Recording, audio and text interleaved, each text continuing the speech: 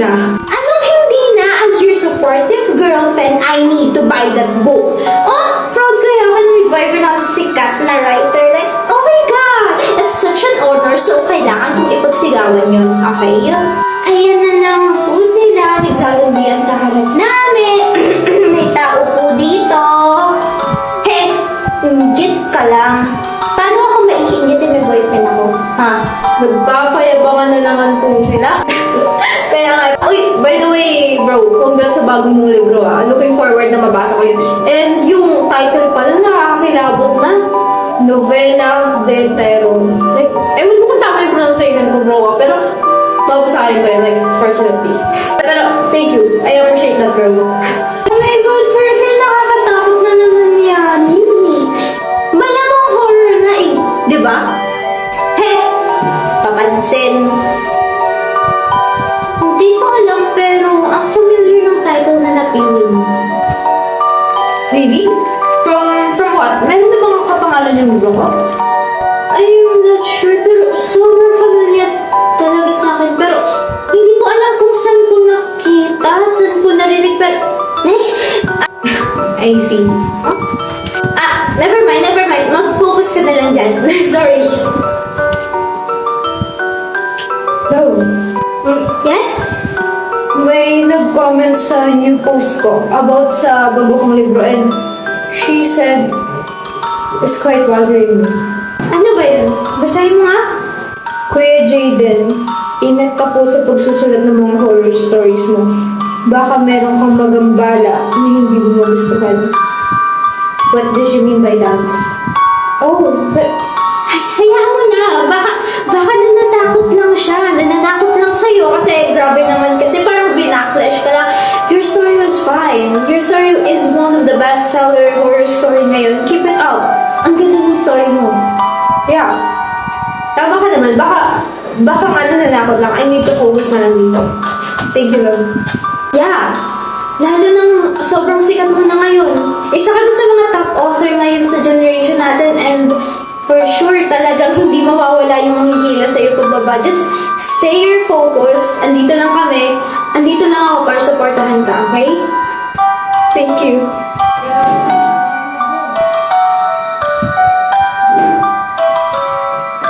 Hello? Hello? What's that? Okay ka na? Para kang nakakita ng multo. Saan ka tumitingin? Yeah, okay lang. By the way, do you want to have a date? Ngayon? Baka kasi maging busy na ako this past few next days, so if you want. Why? Pero hindi ka matapos magsulat, diba? It's enough for now. Madami-dami na rin ng chapter yung nagawa ko and ipapasok ko na lang din sa editors yung mga natapos ko. So, should we? Yeah, sure. So, let's go.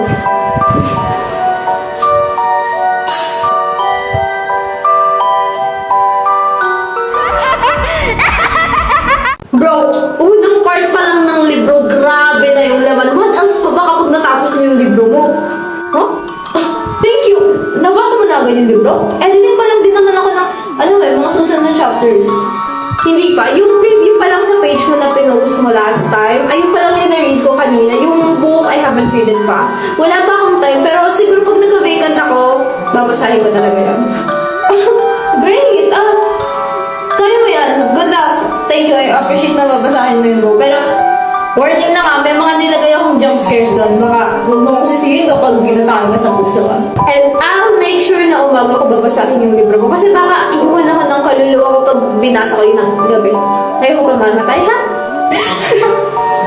Love, merong nagpadala ng food dyan. Ang sarap ng palaman. You should try that. Really? Saan daw galing? From a fan daw. Basta itikman mo na lang. Masarap talaga siya. I really like it. Lalo na akong arte ako, but I really love it. Ooh, ano ba to? Krista, what is this? Ha? Bakit? Hey, look at this. Oh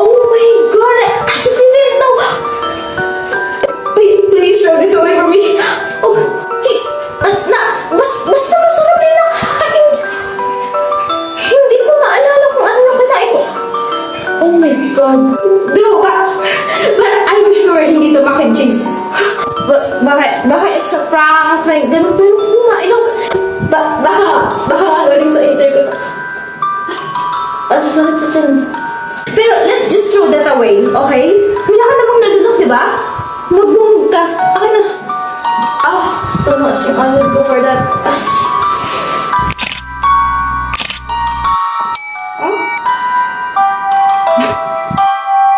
Currently reading Novela de Terror by Jaden. First episode pa lang, ang ganda na! I love you! I really love talaga na nabubustuhan nila yung story ko. Okay, tama na to. I should sleep na. Sinama niya ako! Sinama niya ako sa hukay! Sinama niya ako kasama yung libro!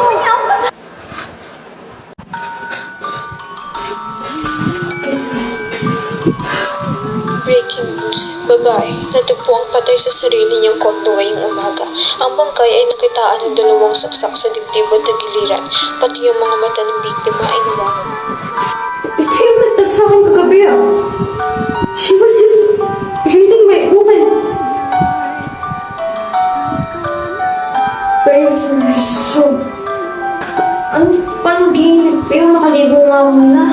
What's up? Alitap-tap sa kaibigan kong halos si Kompoy na ang buong mundo sa sobrang sikat ng libro. Hi! PJ? Ano ginagawa mo dito? Wala naman. It's just, wala lang. Gusto lang kita makita, my friend. Kasi baka next na punta ko dito, pinagkakaguluhan ka na. Hindi na ako nakalapit, di ba? Sira, wala. Pero seryoso yung ginagawa mo dito. Kakagising mo lang eh. Nga pala, binili ko yung libro mo as a supported friend.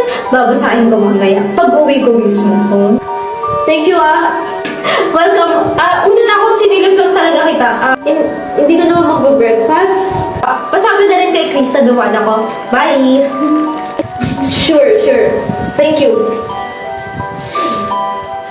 Ay, sa wakas, mababasa ko na rin itong libro ng tropa ko.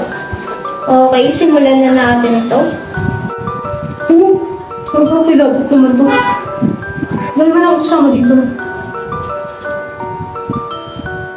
Oh my God! Last 2 pages na lang? Ang bilis ko may magbasa. May tao ba? Teka. Bakit may pupunta dito sa bahay ng madaling araw? Wala naman. Baka gudi-gudi ko lang ito. Kakabasa ko to ng libro ni Jaden. Ang ganda kasi. Kaya, minumulto na ako.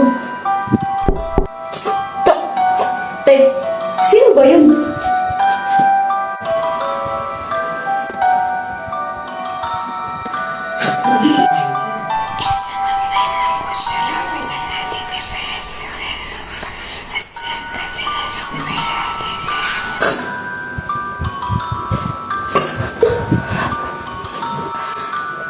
Lalaking nagngangalan ng AJ Vesca natagpo ang patay sa kanyang bahay ngayong alas 7 ng umaga.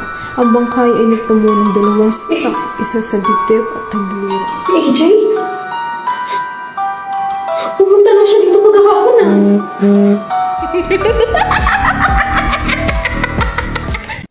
Archie! Wala na si AJ.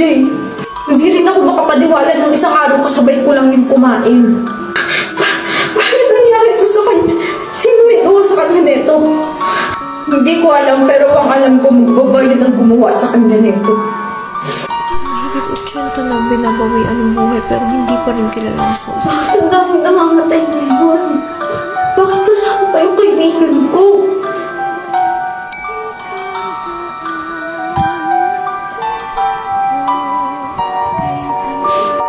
Anong binabasa mo?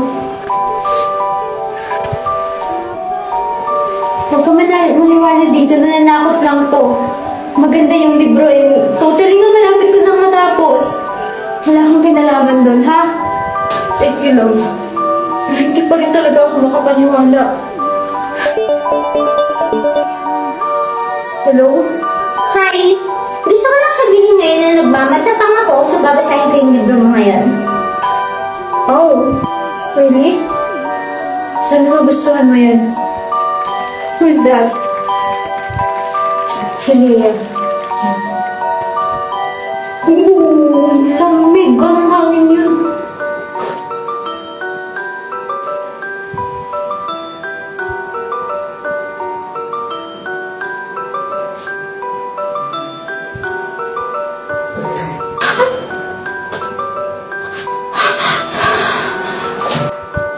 Patay na si Leia. Patay na yung ate ko. Wala na.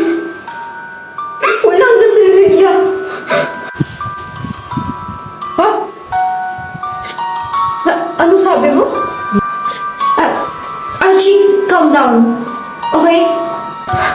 Paano ako magka-calm down? I just lost my girlfriend dahil sa lahat yung psychopath na yan.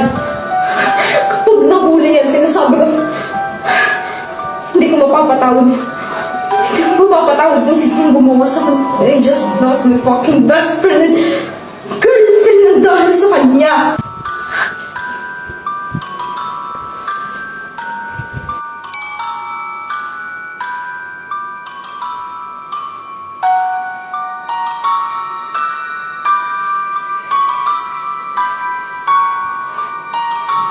Love, alam ko na kung bakit familiar yung title ng story mo.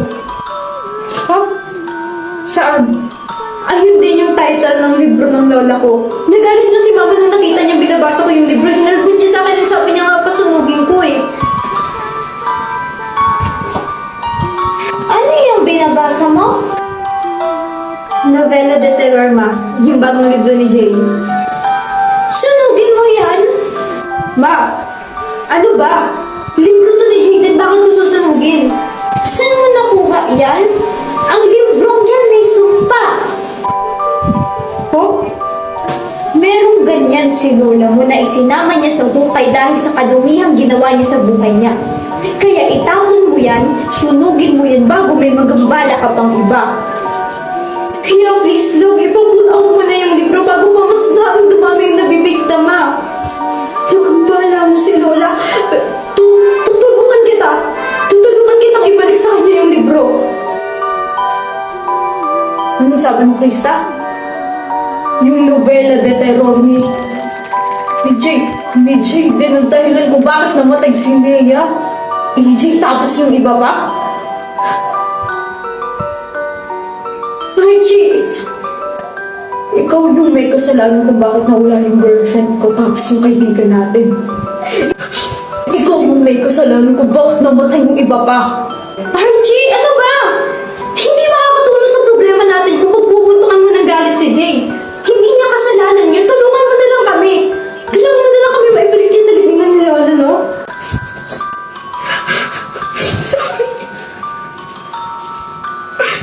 Sorry. Sunugin mo na.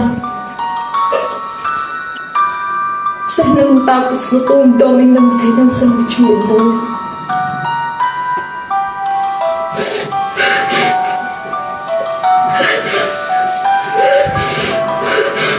I'm sorry. Hindi ko alam.